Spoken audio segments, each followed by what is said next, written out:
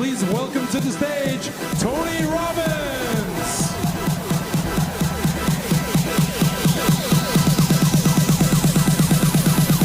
Let's go.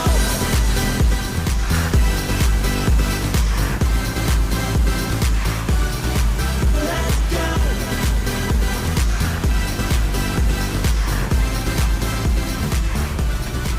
Let's go. How you all doing? How you doing, Miami? Nice to see you. Thank you. Please grab a seat. Well, I'm very excited to be with you. Great to follow so many beautiful people, many people I respect and love. Princess Rima is a dear friend, and the mayor asked me to drop by. I have to tell him I'm excited to be with you, but also challenged. The excitement is so many esteemed members of the community here that are making a difference. The challenge is the shortest thing I usually do is 50 hours, so sit back and get ready. I'm actually leaving here to do another 5 hours, usually the shortest I do. And it's not because I like to talk, it's I like to go deep, not just inspire. But I have less than 30 minutes. So there's a few things I want to do that hopefully can make a difference in this short period of time. So let's start with where we are. We're in a time in human history like no other. The fastest amount of change that's ever going to occur, or at least has occurred to this point. And yet, if you look back 125 years, go back to 1900, you'll see some interesting things I'll put here on the screen for you. We have doubled the human lifespan in 125 years. It was 47 years old in the US. Worldwide, we've done it. Now we're talking about 87 years old. We have tripled worldwide income, per capita income around the world. We've taken the changes in our lives that we never thought were possible, like taking the cost of food down 30-fold. We're literally in a position today where virtually everything we can think about, whether it's telecommunications, whether it's manufacturing, is done faster, cheaper, better than any time in history. And the most amazing stat is since 1900, we've taken 80% of the world used to be in poverty in 1900 to 8% today, according to the World UN. So there's a lot of change that's already happened that we could be quite inspired about, but over 120 years feels like a long time. What's now happening in the next 5 to 10 years will be the greatest amount of change that's ever happened in human history. And what's going to do it are all the things you already know about. Nanotechnology is just starting to come. That will change everything. When something can go in your body and cause you to be able to have a blood supply where you could hold your breath for 4 minutes, when you could get to a doctor even after a heart attack for 15, 20, 30 minutes, everything changes. With AI, we already know what it's already doing, and the tempo of it is extraordinary, and robotics are literally around the corner. So when change happens this fast, two things happen. A lot of people get scared because there's so much uncertainty. It's like, what's happening in the world? I don't know where to go. I don't know where to start. I feel overwhelmed. And other people see, people I'm sure like yourself, that it's opportunity, because all those changes you saw since 1900 came from not just artists or doctors or people that invented things. It was business people like you and I who figured out how to bring it to the world.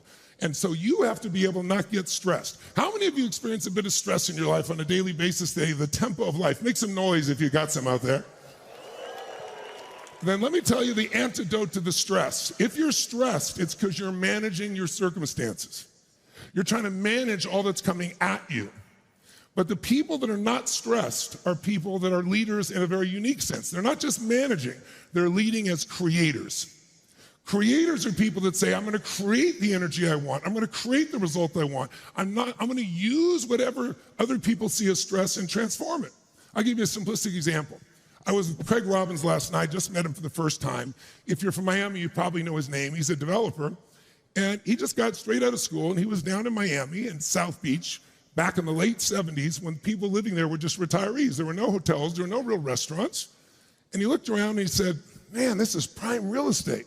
These people are passing on, they're getting old, they're retiring. I think I could take this environment and transform it. And he thought the first way to do it was to bring models to the community. So he went to a catalog company that dealt with models and said, instead of putting people in a jet and flying to Aruba, what if you just have your offices here? And all the models come here. They'll come for free. You won't have to spend the time on the plane. Artists will come here. Then he bought hotels. Then he built restaurants. And then he brought in a record company. And all of a sudden, he started to transform the community, what we know as today. He got tired of that because he was competing. He couldn't control the whole environment. So he went to the district. And some of you know the design district. Well, back then, the design district was 50% empty. It was $5 a square foot. As a creator, he said, this is an opportunity. This is stressful for everybody else. I think I can take this real estate and bring things to it. He brought Art Basel to it. He first brought all the old manufacturers back that were in the malls and said, you can have access. You can have access, not be locked out, only by designers. And then all of a sudden he got Art Basel, and then all of a sudden he got himself where he's brought in Louis Vuitton. And today, if you've been there, the design district is one of the jewels of Miami. All this is done just in a few decades at max. So creators have power. So what makes somebody a creator? 5 qualities, if you want to jot them down. They're very simple. And my bet is they're in you, but you have to activate them so that you're not stressed. The first quality is energy. If you are in a position where you are a creator, you have energy because nothing moves without energy. If there's some big problem and you're low energy, nothing's happening. It's not going to change. Who agrees with me on this? Make a little noise if you're with me out there, ladies and gentlemen. Right? And the next speaker is our President of the United States. That man has some energy. Whether you're a fan of the president or not doesn't matter. He's our president, but one thing you can't argue, energy. He just got back from Asia. Talk to anybody on the trip with him who got stuck on Air Force One, and guess what they'll tell you? 22-hour flight, and he slept 2 hours. He's waking up the press. He's telling people what they got to do. There is no replacement for energy. And here's the problem. Most of us since COVID have our energy has dropped and we don't even know it. Because for about 3 years, we found ourselves in a position where we were sitting behind a computer or sitting at home. And so it's like fish in water. We don't even realize how much it's reduced us. And since we're all there, you feel the drop. Unless you're around people that have higher energy, you don't notice the difference. But energy gets it done. That's the core. The second quality, of course, is it's wonderful you got energy, but if you're a chicken with your head cut off, not a lot of value running around. You need vision. So whether it be the gentleman I just described, the President of the United States, anyone who produces something is vision. What's been missing from the US is vision. Years ago, I had a man named Kennedy who had a vision for the United States. We're gonna put a man on the moon and bring him back to the earth in this decade. It was a big vision. We're gonna transform the world, right? We had Ronald Reagan. We're gonna become this country on the hill. For a long time, there's been no vision. It's like, what are we gonna do? We're gonna find a way to pay our debts? Now we have, quote, a golden age, an idea of what America can be around the world again. Vision is transformative. What's the third quality? Decisiveness. You can't be thinking and wondering. Most people don't make decisions because they're afraid to make the wrong decision, or they make the decision in the moment. How many of you have ever made a decision and then not followed through? Make a little noise if you've done this before. Yes, if you don't raise your hand, you lie about other shit too, don't you? Come on. If you've made a decision not followed through, it's because you don't understand decision has 3 parts. You decide in the moment, but then sometimes when you go to implement it, suddenly things have changed and you go, oh, well, I don't know if I can still do this. The people that get results are decisive. That is, they decide in the moment and they go to the second step. They commit while they're in state. While they're in the state of saying, I'm gonna do this, they go, this is why. This is one, they make a phone call, they lock something in, so that when you get out of state, you're still committed to follow through. And the third step of decision making is resolve. How does it feel when you decide versus commit versus resolve? Resolve is that state where it's like, it's done. Even if it's not done in the world, it's done in me. Third quality in this, it's really simple. Massive action and momentum. Nothing beats momentum. Most people are waiting to find the perfect approach. The greatest companies in the world, they try something, they integrate, and they create momentum. Momentum allows you to succeed faster and easier. Without momentum, it's hard. Hardest part of working out is getting to the gym. Asking somebody else, the hardest part of a relationship initially, right? Momentum is power.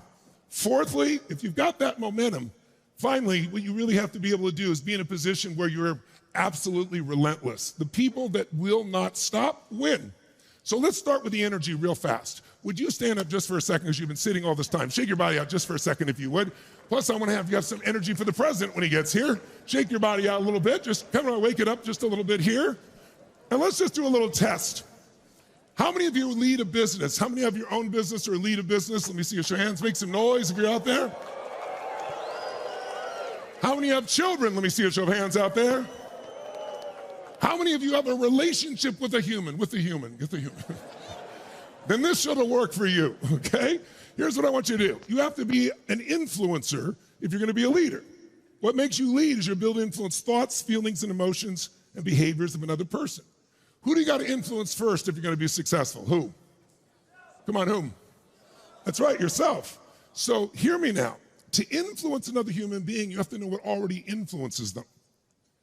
Everyone's influenced by different things. How many of you have more than one child? Make some noise, you have more than one child. I know you don't have a favorite child, but how many of you have an easier child? An easier child. Yes, I like that nervous laughter. How many of you, that easier child is more like you? That's why it's easy to influence them. What works with you works with them. But if you're a good leader, you got to be able to shift. So what universally influences people, number one, is the mental and emotional state we're in.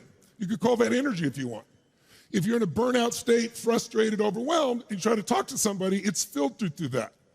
My 16-year-old daughter, I got 5 kids, 5 grandkids. I can remember she came to me one day, Dad, I love you so much.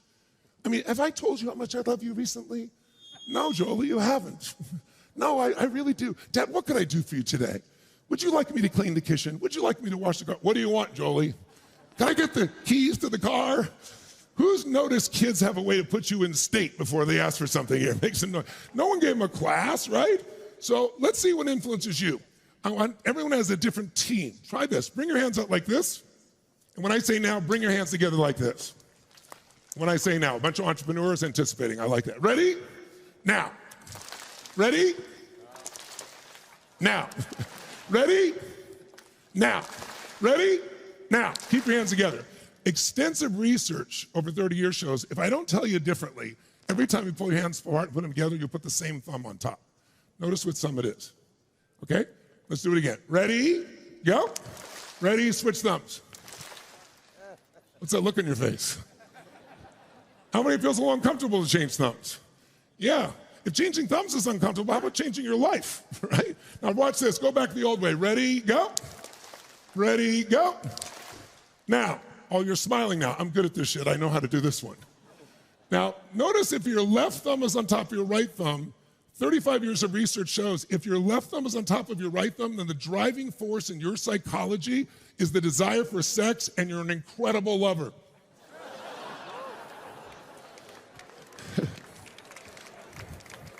I saw you change thumbs, sir. I saw you. I saw you.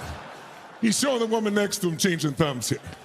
But here's the good news. If your right thumb is on top of your left thumb, then the driving force in you is intelligence, and you will be financially free in your lifetime.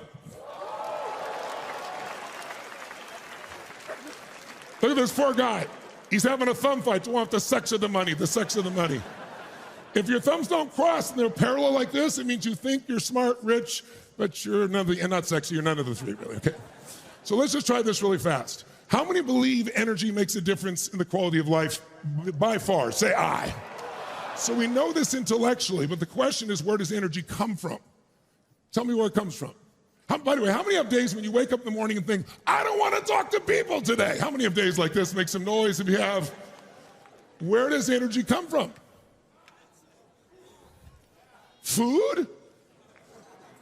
How many remember your last Thanksgiving dinner? Raise your hand if you remember last Thanksgiving dinner. You just ate a minor amount. You thought it's Thanksgiving. I'm going to give to my body. Have some broccoli, right? That's it? No, at the end of Thanksgiving dinner, what do you feel like doing? Going on a run or taking a nap? How many of you have ever fasted before? Who's ever fasted?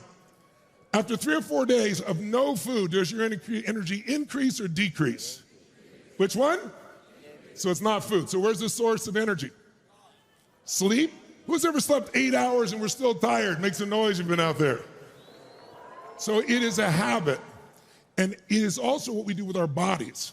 You can be exhausted and then something happens and boom, you're awake all night. Who's had that experience, right? Let's try it with your body real fast. Here's how we're gonna do it. Turn the person next to you and go, I own you. Just see if you didn't know, just go, I own you. Oh no, say it like you mean it. I own you. No, I own you. Okay, are there any competitive people in the house? Any competitive people out there? Anybody? Anybody competitive? Make some noise if you're competitive so I know. The word competition means to conspire together. If I play basketball with you, I'm gonna push you as hard as I can so you get better. I'm gonna conspire to make you better. I want you to push me as hard as you can so I get better. So we're gonna do something for just 30 seconds, just to change the energy in the room. When I say now, you're gonna go, I own you, no, I own you, playfully. When you say I own you, you're saying, I challenge you, you low energy person. That's basically what you're saying. And then we're gonna clap. We're gonna go 1, 2, and we'll crank the, and 3. And at 3, I'm gonna ask you to be a little kid and celebrate like your local sports team won a national championship, like you achieved your ultimate goal, like you had the greatest orgasm of your life, whatever floats your boat, but with more energy and voice than ever before, okay? How many of you, by the way, like to sing when no one's around? Make some noise if you do that. How many of you sound terrible when you sing? Make some noise. Then why do we make the sound? Because when you sing, you move parts of your body. It changes the way you feel. Try something right now. Just make the sound of total excitement for the hell of it. Go. Do it again even stronger and enjoy. Come on, go for it. Good. So when I say now, turn to somebody now, go, I own you. No, I own you. If you're at home, I own you. Here we go. 1, 2, and on 3, you're gonna shake the building with your energy and your voice. 1, 2, 3, go on, do your best. Come on. Come on, come on, come on. Come on, come on, come on. Let me hear you at the top. Come on. That's it.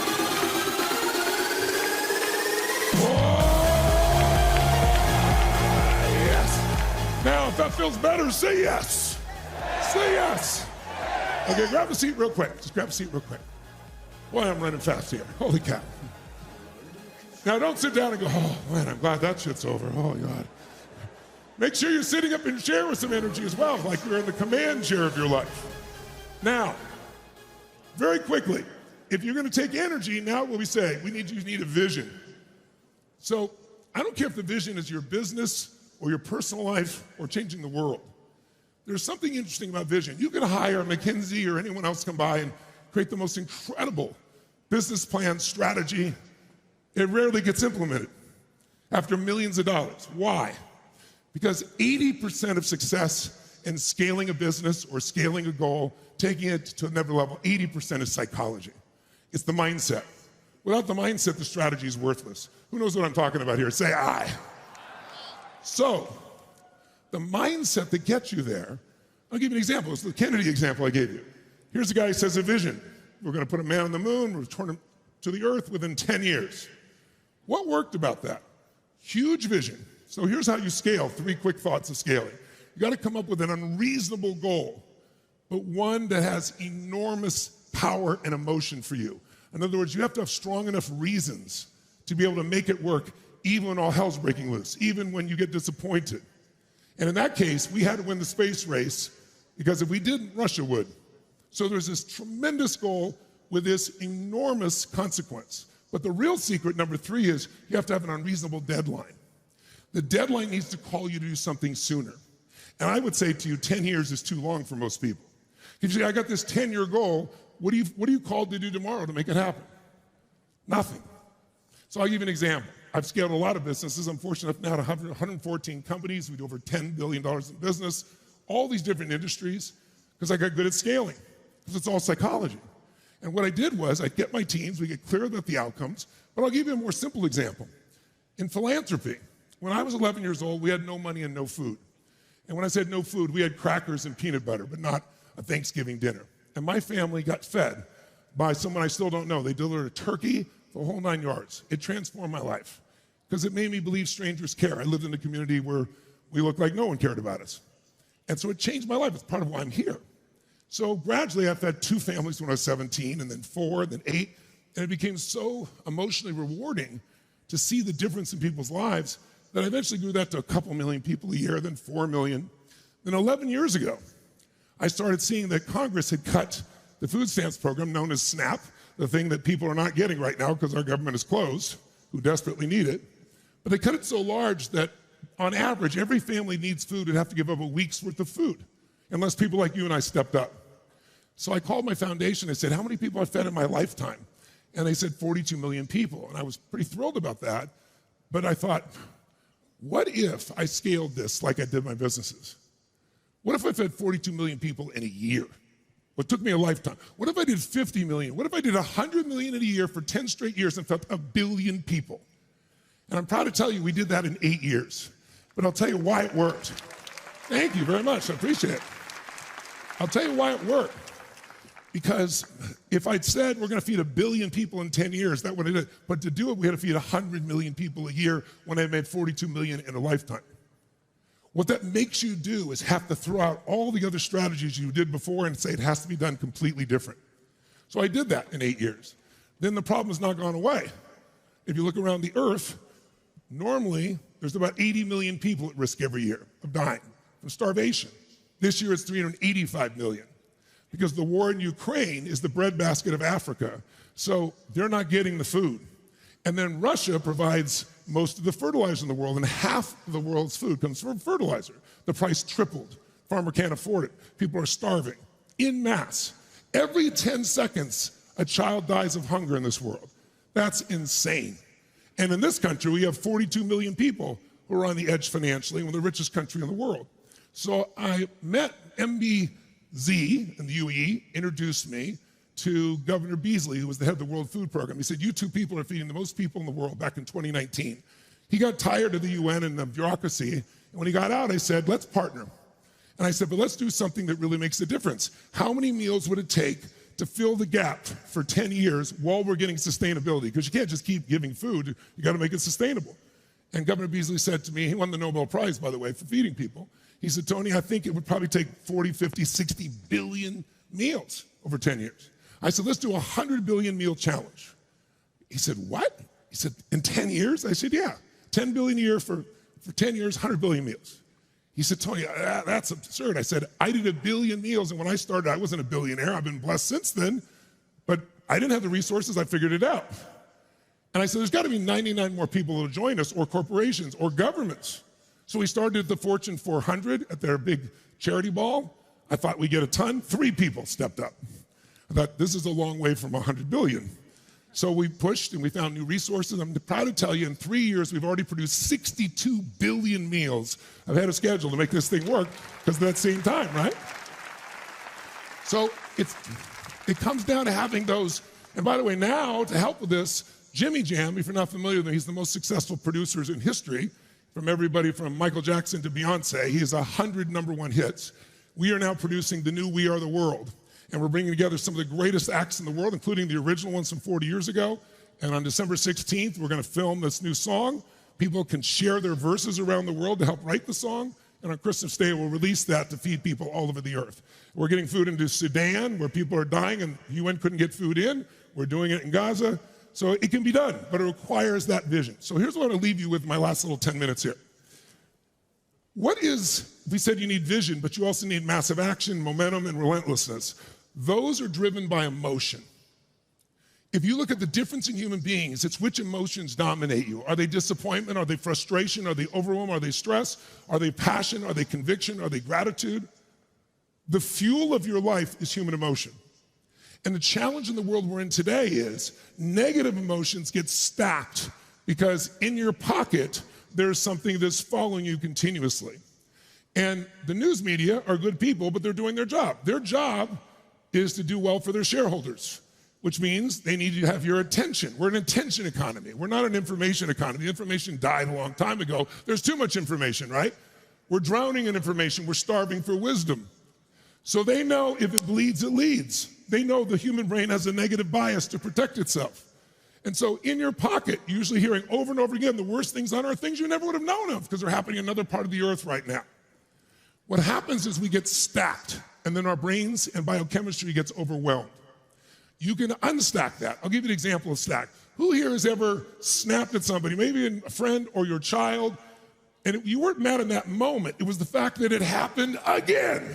Make some noise if you know what I'm talking about with that, right? Because it wasn't the one situation. It was that situation on top of all those others that pushed you over the edge.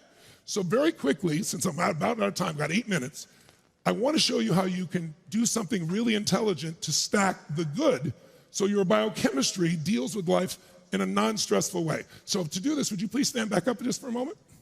Shake your body out again. That's it. Shake it out. Shake it out. Make a little sound that makes you feel good. I don't care what the sound is. Make it nice and loud. Good. There's a group called Heart Math. Anybody heard of Heart Math? They do some corporate training, a few of you.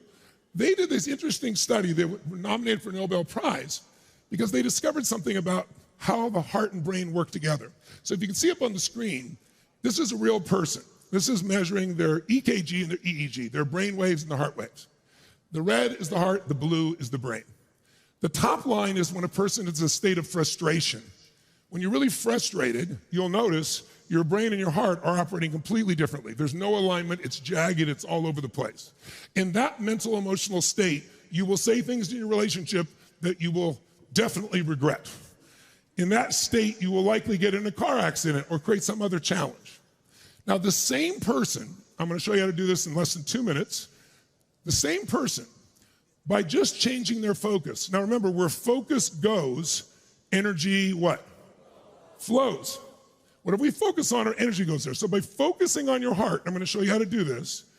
This is what happens within a few moments by focusing on your heart and remembering 3 things you're grateful for, but not remembering over there, like if you thought of a time you're on a roller coaster and you saw it mentally over there. I'm talking about imagining being in the front seat going over the edge. If you do that for 2 minutes, 3 areas, that's what happens. Now the heart and the brain work together. It's like, how many of you have ever been in what I call a stupid state, where something happened, you couldn't remember your own cell phone or your own email or how to spell a difficult word like the? Who's been in this place before? Make some noise if you have. Let me hear you out there, come on. How many of you have had the opposite state where you got in the flow, where things flowed perfectly, where at the end of this you're like, that was me, where you impressed yourself? Who's ever had this experience? Make some noise if you know what I'm talking about. Well, that's the flow state. So let me show you how to change it. Here, all we're gonna do to show you, also show you how to solve a problem simultaneously. I got like 7 minutes to do this. Let's try this. I'd like you to think of a problem in your life. What I call it is, maybe not a problem, maybe it's unfinished business. Unfinished business, I mean, is something in your life that needs to be dealt with, but you've been putting it off because you got so many other stressful things to think about that too. It's too much right now, so you put it off. It could be something you have to deal with your kids. It could be something in a business. It might be something you got to fire. It might be something with your own body. How many got some area of your life that you try not to focus on right now because there's so much going on? Because if you do focus, it'll create some stress for you. Make some noise if you can think of something nice and loud. Oh, come on, nice and loud if you got it there. Awesome. Now make sure you pick something that if you measured it 0 to 10, 10 is stressed out of your mind, 0 is not at all. Pick something that's at least a 7, 8, or a 9 if you focused on it and stress. Because if you pick a 1 or 2 and we change it, you'll barely notice. But if you pick one that's pretty aggressive and we change it, you'll feel it. Who can, raise your hand if you can think of one right now, 7, 8, or 9 for you. Get your hand up so I can see who's got it. Real quick if you would. Fantastic, fantastic. Okay, so here's what we're gonna do. I want you to put, forget about that now, shake your body out, shake it out.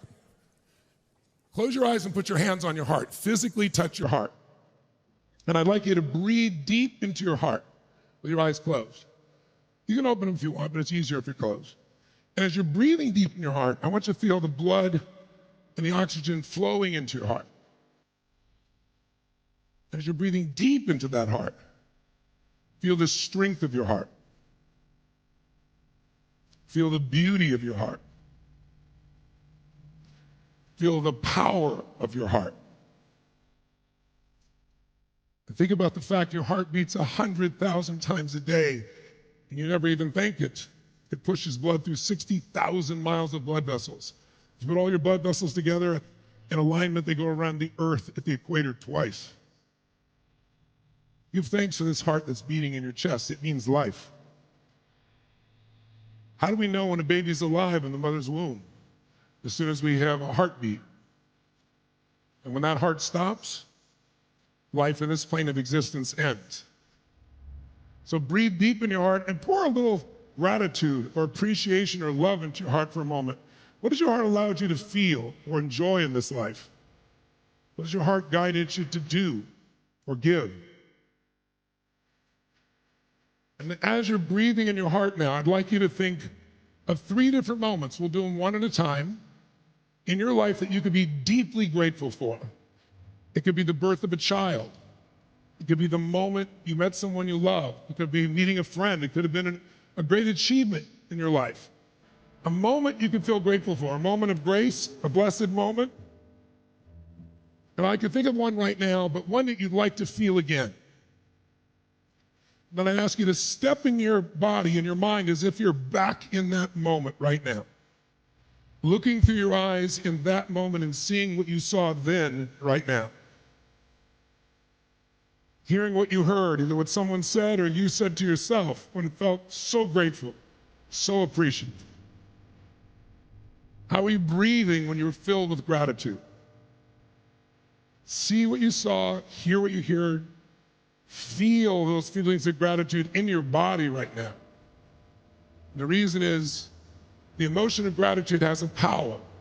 The two things that screw us up emotionally are anger and fear. You can't be grateful and fearful simultaneously. You can't be angry and grateful simultaneously. So give yourself that sense of gratitude. Breathe in your heart, see that moment, feel it, let it flood your body for a moment. You're doing great. Enjoy it. Now think of a second moment you could deeply feel grateful for if you want. It could be 20 years ago, 20 days ago, 2 minutes ago. It could be a long time ago, or it could be right now. Think of a moment you could feel deeply grateful for and give yourself the gift to step in your body back in that moment as if you're there. See what you saw. Hear what you heard. Feel what you felt. That's it. That's it. Let it flood through every cell, every nerve in your body, feeling such gratitude, such grace, such appreciation or love. Finally, think of a third moment now. Third moment you could feel so grateful for. Could have been years ago, could be a little thing or a big thing. Third moment, step in your body and feel that now. That's it. That's it. Feel it, breathe it, experience it. Like every cell in your body is experiencing it once again. Now feel like all three of those moments are coming together. Breathe it, feel it, experience it. And then reach out with your eyes still closed with your right hand and find a moment in your life you were proud of yourself. Not ego proud. Ego proud's edging God out. Proud like you know you worked hard, you made something happen. Take a proud moment. It could be a little one. I was one of the 10 Lords of Leaping in the first grade play. I worked with multiple presidents of the United States. They're all beautiful moments. What's a moment you're proud? Bring it in, and break that right hand and touch your heart and say yes as you do it. Yes. That's it. Yes. And feel that feeling inside. Then quickly grab another one, another moment in your life of achievement, moment you were really proud. Let's stack the good moments. Bring another one and say yes. That's it, yes. Go find a great moment with family and friends. Bring it in and say yes. Find a moment of laughter where you laughed so hard you couldn't stop laughing, something so silly or stupid. A great moment and bring it in, yes. Bring in a moment that excited you in your life, an exciting moment, and say yes. Now, just for a second, imagine the universe or God gave you a trailer of your future. Grab a moment in the future you're going to be proud and bring it into that heart. Feel it like it's happening and say yes. That's it. Find another moment in the future of achievement or pride and go yes. A great time with family, go yes. An exciting moment in your future and go yes. You have 10 seconds. Bring in as many as you can, as many as you want. Ones from the future, ones from the past, ones you've already experienced, ones you will experience. Bring it so it builds up an energy. That's it. Bring it up to an energy, to a peak. And at the peak of this, sound is what changes us. I'm going to ask you to take all those feelings and convert them into a sound. As loud as you can, enjoying it as if this is what your life is really like, because it is. Take them all. Feel them all. 1, 2, 3. Make the sound of what it feels like inside. Do it again, even louder. Go! One more time. Give it your all and feel it all right now. Go! And then bring it back into your heart, breathing and feeling it. And these are the real experiences of your life. It's not a fake pump up. These are things you've actually experienced. Most of what we want in the future, love, joy, feelings to be proud, excited, we already have them in the past. If we wake them up, we're not in scarcity, and then we can create new things without fear. Feel it. Now let's use it to finish in this last minute. I want you to think of that unfinished business, that stressful situation, but don't be stressed. Keep your hand on your heart for a moment. Keep breathing in your heart. Make that sound one more time, real fast. Make that sound as loud as you can. Go, make that sound. Now from your heart, finish this sentence. that old stressful situation, that old unfinished business, finish this sentence in your mind from your heart, not your head. All I need to remember about that, all I need to focus on, all I need to do is what? All I need to remember, all I need to focus on, all I need to do is what? And your heart has the answer. All I need to remember, all I need to focus on, all I need to do is what? Raise your right hand if you have an answer to that unfinished business. Raise your right hand nice and high if you would. Nice and high so we can see. That's it, if you got that answer. See, that stressful situation can be answered in the right state. That's all it really takes. So these 5 qualities, you'll see them in the President of the United States. You'll see them in the greatest athletes that'll be on the stage here. Serena, my friend Serena Williams. You'll see them from JP Morgan. You'll see them everywhere. What are they? Energy. President of the United States has it, and let's give it to him when he comes up here like he's never had before. Second, vision. A vision greater than the moment. Third, decisiveness. Fourth, massive action and the ability to create momentum. And 5, relentlessness. It's been great to be with you. Thank you for having me. God bless. My exit. You took it out.